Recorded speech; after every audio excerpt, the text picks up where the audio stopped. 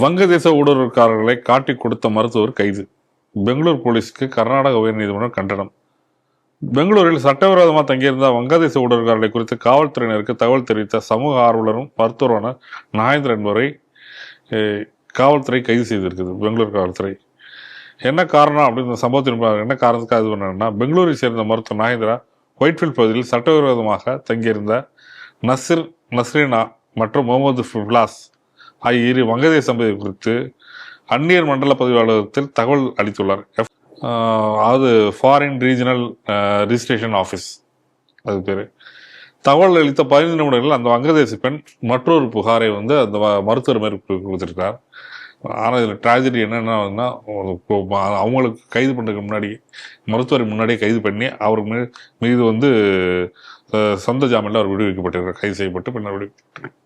இது குறித்து அவர் உயர்நீதிமன்றத்தை நாடியுள்ளார் இருக்கும் போது இந்த நீதிமன்றம் இந்த வழக்கின் தன்மை இப்போ புரிந்து கொண்டு காவல்துறையினை கடுமையான கேள்விகள் கேட்கிறது. நாட்டின் பாதுகாப்பு அச்சுறுத்தலாக விளங்கும் சட்டவிரோத ஊடுருவல்காரர்களுக்கு ஆதரவாக காவல்துறை செயல்படுவது மிகவும் அபத்தமானது இருக்கு. மேலும் சட்டவிரோதமான ஊழலை தடுப்பதை விட்டுவிட்டு உள்துறை அமைச்சகம் என்ன செய்து கொண்டிருக்கிறது என்று உள்துறை அமைச்சகத்தையும் கேள்வி கேட்டிருக்கு. இத்தகைய நடவடிக்கைகள் உடனடியாவது யார் தகவல் சொல்லலாம் அவர் கைது நடவடிக்கை உடனடியாக காவல்துறை நிறுத்த வேண்டும். தற்போது கைது செய்யப்பட்ட வங்கதேச சம்பந்தியினர் கைது செய்யப்பட்டு தடுப்பு காவலில் வைக்கப்பட வேண்டும் என்று நீதிமன்றத்தில் தெரிவித்திருக்குது. இது தொடர்பாக கர்நாடகத்தையும் அரசையும் உள்துறை அமைச்சகத்தையும் நீதிமன்றம் கேள்வி கேட்டிருக்கு. இந்த செய்தியை எப்படி பார்க்குறீங்க? ஒரு மிகப்பெரிய கொடுமை நடந்திருக்குன்னு தான் சொல்லணும். இது தமிழகத்துல இயல்பா நடக்கக்கூடிய ஒரு விஷயம். நீங்க பார்த்தீங்க அப்படின்னு சொன்னா இந்துக்கள் அமைதியா இருப்பாங்க. அந்த பகுதியில் நான் அந்த வழியா அங்க இல்லைன்னா அவங்க கோவில் இருக்கும். ஒரு உதாரணத்துக்கு சொல்ல வர்றேன். அதுக்கு பக்கத்தில் உள்ள இடத்துல வேணும்னே ஒரு சர்ச்சை கட்டுறேன்னு வர்றது, இல்லை அந்த இடத்துல ஒரு ஜப வீடு கட்டுறதுன்றது, இல்லைன்னா ஒரு துலுக்கம் அந்த இடத்துல ஒரு மசூதியை கட்டுவான், இல்லை தொழுகிறேன்னு சொல்லி வர்றது. அப்போ வரும்பொழுது என்ன பண்ணுவாங்க அப்படின்னா, இந்துக்கள் இங்கே இதெல்லாம் செய்யாத, இது எங்களிடம், இங்கேயே நீ வர்ற அப்படின்னு கேள்வி கேட்பாங்க. அப்போ கண்டுக்காது போலீஸில் போய் கம்ப்ளைண்ட்டும் கொடுப்பாங்க. அப்பயும் போலீஸ்காரன் அதுக்கு ஒன்றுமே பேச மாட்டான். அப்புறம் என்ன ஆகும், இவன் பாட்டுக்கு அவன் கட்டுற வேலையை அவன் பார்த்துட்டு இருப்பான், அவன் வேலையை அவன் பார்த்துட்டு இருப்பான். அப்போ என்ன பண்ணுவோம், ஒரு நாள் இந்துக்கள் என்ன பண்ணுவாங்க, அதே இடத்துல போய் நாங்கள் இந்த இடத்துல நாங்கள் ஒரு வழிபாடு நடத்துகிறோம் அப்படின்னு சொல்லி அவங்க போய் ஒரு வழிபாடு நடத்துவாங்க. இல்லை நாங்களும் இந்த இடத்துல ஒரு கட்டடம் கட்டுறோம் அப்படின்னு ஏதோ ஒன்று பண்ண போனோன்னா அவன் பிரச்சனைக்கு வருவான். அப்படி பிரச்சனைக்கு வந்தோடனே அப்போ உடனே போலீஸ் நேராக அங்கே ஃபீஸ் கமிட்டி அப்படின்லாம் போடுவாங்க. போட்டு என்ன பண்ணுவாங்க அப்படின்னா, இந்த பக்கம் ஒரு 4 பேர் மேலே வழக்கு பதிவாங்க, இந்த இந்துக்கள் பக்கம் ஒரு 4 பேர் மேலே வழக்கு பதிவாங்க. ஏன்டா அப்பாவியாக தானடா இருந்தான் ஹிந்து, அவன் ஒன்றுமே பண்ணலையே. அங்கே போய் நீ தானே முதல்ல வம்புக்கு வந்த, அப்போ யார் மேலே உண்மையிலேயே நீ போடணும் அப்படின்னா அங்கே கேள்விக்கு பதில் இருக்காது. சின்ன சின்ன வழக்குகளில் கூட சொல்கிறேன் நான், முதல்ல அடித்தது அவனாக இருக்கும். அவன் அடித்ததுக்காக இவன் அடி வாங்கிட்டு வர முடியாதுன்னு திரும்ப ஒரு அடி அடிச்சிருப்பான். அப்போ இவன் மேலேயும் வழக்கு, அவன் மேலேயும் வழக்கு. இது காலமாக தமிழகத்தில் நடந்துட்டு இருக்கக்கூடிய ஒரு விஷயம். ஊர்வலம் போயிட்டு இருக்கும் அமைதியா, அந்த ஊர்வலத்தில் கல் எடுத்து எரிஞ்சது அவனா இருக்கும். ஆனால் 2 பேர் மேலேயும் வழக்கு போடுவான். நீ கல்லெறிஞ்சு நீ அடி வாங்கிட்டு நீ ரத்தம் சொல்லிட்டு ரோட்ல நட, அப்படியே மீறி நீ அமைதியா நீ ரோட்ல நடந்தாலும் ஓ மேலேயும் நான் வழக்கு போடுவேன். இதுதான் இன்னைக்கு இருக்கிற நிலவரம். அதே கதை தான் இப்போ இங்கேயே நடந்திருக்கு. இங்கே இவ்வளோ கொடுமை பாருங்க. நாகேந்திர ராவ் அப்படிங்கக்கூடிய ஒரு டாக்டர், ஒரு பொறுப்புள்ள ஒரு இந்திய பிரஜையாக அவர் என்ன செஞ்சிருக்காரு, சந்தேகத்திற்குட்பட்ட மாதிரியான பங்களாதேஷிகள் அங்கே தங்கியிருக்காங்க, ஸோ இவங்க மேலே நடவடிக்கை கொடுங்க அப்படின்னு சொல்லி ஒரு புகார் கொடுத்தா அவருக்கு என்ன சொல்லியிருக்காங்க, நீங்கள் அவரை இவங்க அதாவது இந்த டாக்டர் அவர்களை தாக்கி விட்டார்கள் அப்படின்னு சொல்லி அதுக்காக அவங்க கம்ப்ளைண்ட் கொடுத்துருக்காங்க. அந்த கம்ப்ளைண்டுடைய அடிப்படையில் உங்களை கைது செய்யணும்னு முதல்ல இந்த டாக்டரை கைது செஞ்சுட்டாங்க. இல்லீகல் இமிகிரன்ஸு விட்டாச்சு, அவங்க ஃப்ரீயாக இருக்காங்க. என்ன மாதிரியான நாட்டில் நம்ம இருந்துட்டு இருக்கோம்?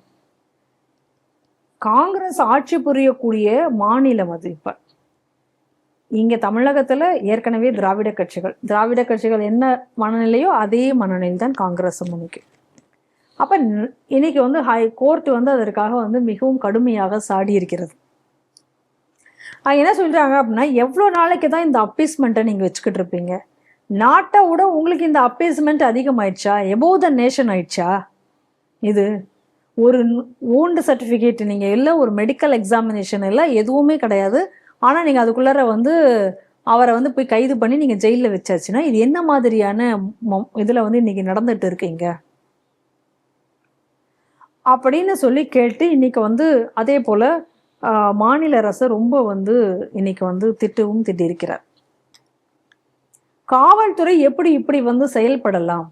எதன் அடிப்படையில் இன்னைக்கு நீங்க போயிட்டு அவரை வந்து நீங்க கைது பண்ணீங்க? அதனால இப்ப அந்த 2 வழக்கையும் விசாரிக்க கூடாது அப்படின்னு சொல்லி அவர் மேல பதியப்பட்ட வழக்குக்கு வந்து இன்னைக்கு ஸ்டே கொடுத்துருக்காங்க. அது மட்டும் இல்லாம இந்த மாதிரி ஊழல், லஞ்சம் இது மூலமாக இன்னைக்கு வந்து நாட்டையே ஒரு ஆபத்திற்குள்ளாகக்கூடிய அளவுக்கு இன்னைக்கு போய்கொண்டிருக்கிறது. இப்ப இந்த மாதிரியான சட்டவிரோத குடியேறிகளால இங்க இருக்கக்கூடிய மக்களுக்கு ஒரு மிகப்பெரிய ஒரு ஆபத்தை இன்னைக்கு உருவாகி இருக்கிறது. இந்த சொந்த மண்ணில் இருக்கிறவங்களுக்கு இன்னைக்கு இவ்வளவு பிரச்சனையா இருக்கு அப்படின்னு சொல்லி இன்னைக்கு கடுமையாக இன்னைக்கு நீதிமன்றம் வந்து அந்த கர்நாடக காவல்துறையை வந்து கடிந்து கொண்டிருக்கிறது. ஆனா இதுக்கப்புறமாவது இந்த காவல்துறை இதையெல்லாம் திருந்துமா அப்படிங்கிறது ஒரு மிகப்பெரிய கேள்விக்குறிதான். ஏன்னா இந்த ஊடுருவல்கள் எப்படி நம்ம காலம் காலமாக சொல்லி கொண்டிருக்கிறோம். இன்னைக்கு பங்களாதேஷிலிருந்து இந்த மாதிரியான ஊடுருவல்காரர்கள் எவ்வளவு ஈஸியாக இந்த தென் மாநிலங்களில் வந்து ஊடுருவுகிறார்கள். அது கர்நாடகா, கேரளா, தமிழ்நாடு இந்த பகுதிகளில் வந்து கேரளா இங்கே வந்து ஊடுருவது வந்து எவ்வளோ அதிகமாக இன்றும் நடந்து கொண்டிருக்கிறது. வெறுனா வந்து ஒரு அங்கேருந்து வந்து ஒரு போலி ஆதார், அந்த போலி ஆதாரை வச்சுக்கிட்டு அதுக்கடுத்து வந்து ஒன்றே இது. அப்போ இந்த விஷயங்களை தடுப்பதற்காக தான் எஸ்ஐஆர் என்ற நடைமுறை கொண்டு வரப்பட்டது. இப்போ இந்த எஸ்ஐஆர் கொண்டு வந்ததுக்கு அப்புறம் எதுக்கு இவங்கெல்லாம் குதிச்சாங்கன்னு இப்போ புரியுதா? இப்போ இந்த எஸ்ஐஆர் உண்மையாக நடைமுறைப்படுத்தப்பட்டால் இப்போ இவன்லாம் கண்டுபிடிச்சிருவாங்க. அப்போ இவன் வெளியேறி ஆகணும். இன்னைக்கு மேற்கு வங்கத்தில் நடந்தது அதுதான். அதுக்காக தான் அந்த அம்மா எஸ்ஐஆரே அமல்படுத்தக்கூடாதுன்னு குதிச்சுது. ஏன்னா இப்போ நான் ஒரு பொறுப்பான சமூக பிரஜையாக இந்த மாதிரியான ஒரு ஊடுருவல்காரர்கள் எந்த ஒரு ஆவணமும் இல்லாமல் பங்களாதேஷிகளாக இங்கே வந்து இருக்காங்க, இல்லை மியான்மர்லேருந்து இங்கே வந்து இருக்கான் அப்படின்னு நான் வந்து எதையாவது நான் சொல்ல போனேன் அப்படின்னு சொன்னால் இனி அடுத்து யாருக்கு இது சொல்ல வரும்? ஒரு ஹை ப்ரொஃபைல் ஆள், ஒரு டாக்டர், அவருக்கே இன்னைக்கு வந்து இதற்காக அவர் வந்து வழக்கை சந்திக்க வேண்டியக்கூடிய ஒரு நிலை, சொந்த ஜாமீனில் வந்து அவர் வெளிவர வேண்டிய ஒரு நிலைக்கு அவர் ஆளாக்கப்பட்டிருக்கார் அப்படின்னு சொன்னால் நாளைக்கு யார் சாதாரண பொதுமக்கள் எப்படி இங்கே போய் கம்ப்ளைண்ட் பண்ணுவாங்க போலீஸ் ஸ்டேஷனில்? அதுவும் இந்த எஃப்ஆர்ஆர்ஓவில் போய் ரெஜிஸ்டர் பண்ணின உடனே கொஞ்ச நேரத்தில் வந்து இவரை தேடி வந்து இவரை அரெஸ்ட் பண்ணிட்டு போகிறாங்களாம். இது எவ்வளோ ஒரு மோசமான சிச்சுவேஷன் இது. அப்போ நீங்கள் இந்த மாதிரியாக யாரும் சாதாரண ஆட்கள் யாரும் கம்ப்ளைண்ட் பண்ண முன் வர மாட்டாங்க. அப்போ தேர்தல் ஆணையம் போன்ற இந்த அமைப்புகள் தான் யார் இங்கே குடியிருக்கிறார்கள் என்பதை கண்டறிந்து இந்த மாதிரியான எஸ்ஐஆர் இந்த மாதிரியான ஏதாவது திட்டங்கள் மூலமாக தான் யார் இருக்காங்க என்றதை கண்டுபிடிக்க முடியும். அப்போ அந்த எஸ்ஐஆர் அமல்படுத்தப்பட்டால் இந்த மாதிரியான சட்டவிரோத குடியேறிகள் வெளியேற்றப்படுவார்கள். அப்படிங்கிறதுனால இந்த எஸ்ஐஆருக்கு மேலே தேவையில்லாத பல கட்டமைப்புகளை கொண்டு வந்து இந்த எஸ்ஐஆர் அமல்படுத்தினா அப்படி ஆகும், அதாகும், இதாகும் அப்படின்னு சொல்லி இந்த நாட்டில் தேவையில்லாத பதற்றத்தை கொண்டு வந்து எஸ்ஐஆரை சரியான வகையில் செய்ய முடியாதவாறு பல இடைஞ்சல்களை இந்த அரசியல் காங்கிரஸும் அந்த இண்டி கூட்டணி முழுக்க செய்து கொண்டிருந்தார்கள். இது ஒரு எக்ஸாம்பிள் போதுமே நமக்கு, ஏன் எஸ்ஐஆர் இவங்க அமல்படுத்த விரும்பல அப்படிங்கிறதுக்கு. அப்ப இந்த நாட்டை எவனாவது வெளியிலிருந்து வந்த அந்நிய ஊடுருவலாளர்கள் எங்களால வந்து அவர்கள் வந்து இந்த நாட்டையே பிடித்து இந்த நாட்டிற்கே ஒரு பெரிய ஆபத்து வந்தாலும் அதை பற்றி எங்களுக்கு கவலை இல்லை. எங்களுடைய அரசியல் லாபம் தான் எங்களுக்கு முக்கியம், எங்களுடைய அப்பீஸ்மெண்ட் தான் எங்களுக்கு முக்கியம். ஆனா ஒன்றை வந்து இந்த காங்கிரஸோ இல்ல மம்தாவோ ஒரு விஷயத்தை யாரும் புரிந்து கொள்ளவில்லை. என்ன புரிஞ்சுக்கல அப்படின்னு சொன்னா, நாளைக்கு இப்ப வேணா உனக்கு ஓட்டு பர்சன்டேஜை கூட்டி தரத்துக்கு அவன் உதவியா இருக்கலாம். நாளைக்கு இன்னும் எண்ணிக்கையில் அவன் கூடி விட்டான், அதிகமாகி விட்டான் அப்படின்னு சொன்னா அவன் ஒன்ன தேர்ந்தெடுக்க மாட்டான். இதுதான் உண்மை. நிச்சயமாக அதுதான் நடக்கும். ஆனால் இதை அரசியல்வாதிகள் உணராமல் இந்த மாதிரியான அந்நிய சக்திகளுக்கு இவர்கள் இடம் கொடுத்து கொண்டிருக்கிறார்கள். அதை தான் இன்னைக்கு வந்து கோர்ட் வந்து மிக தெளிவாக கண்டித்திருக்கிறார்கள். என்ன பண்ணிக்கிட்டு இருக்கு மாநில இதில் இருக்கக்கூடிய உள்துறை அமைச்சகம் வந்து இதையெல்லாம் பார்க்க வேண்டாமா அப்படிங்கக்கூடிய கேள்விகள்லாம் கேட்டிருக்கா. காங்கிரஸ் ஆட்சியில் இதற்கு வாய்ப்பில்லை என்பதுதான் நமக்கு இன்னைக்கு தெளிவாக தெரிகிறது.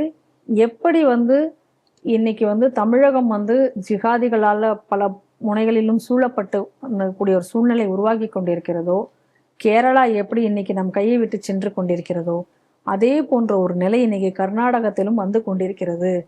காங்கிரஸ் ஆட்சி முடிவதற்குள்ளார என்ன மாதிரியான சூழ்நிலை அந்த மாநிலத்தில் ஏற்படும் என்பதை நம்ம வந்து இன்னைக்கு நம்ம அதனுடைய நிலை மோசமாகி கொண்டது என்பதை இந்த மாதிரியான செய்திகள்ல இருந்து நம்ம தெரிஞ்சு கொள்ள வேண்டிய விஷயமாக இருக்கிறது.